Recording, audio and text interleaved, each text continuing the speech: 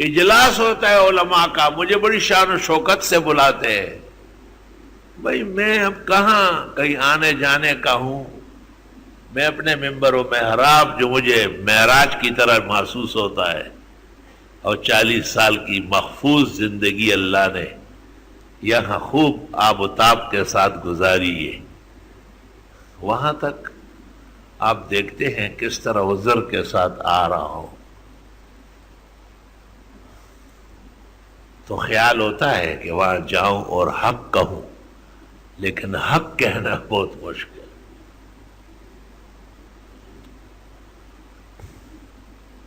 ایک لڑکا تھا نا، وہ کہتا تھا میں حق کہتا ہوں لوگ مجھے مارتے.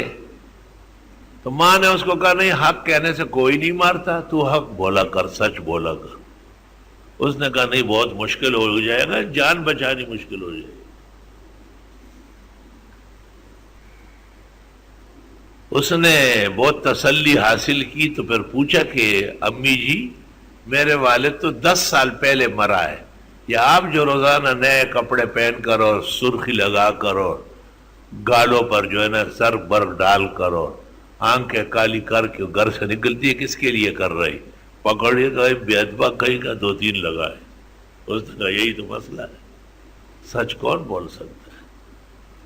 سچ بولنے کے لیے ماحول پیدا کرنا ہوتا ہے.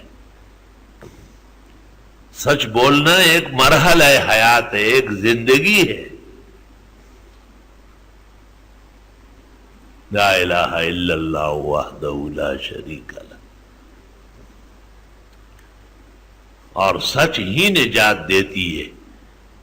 الصدق ینجی والکذب یہلک. دروغ گوئی سے آدمی تباہ ہو جائے گا، اور سچ بولنے سے ظاہری نقصان ہوگا لیکن انجام سرخروئی کا ہوگا، کامیابی کا ہوگا.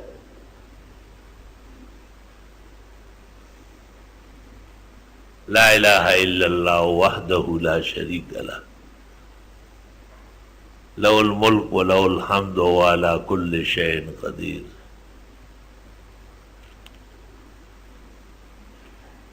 بعض مسائل ایسے ہیں کہ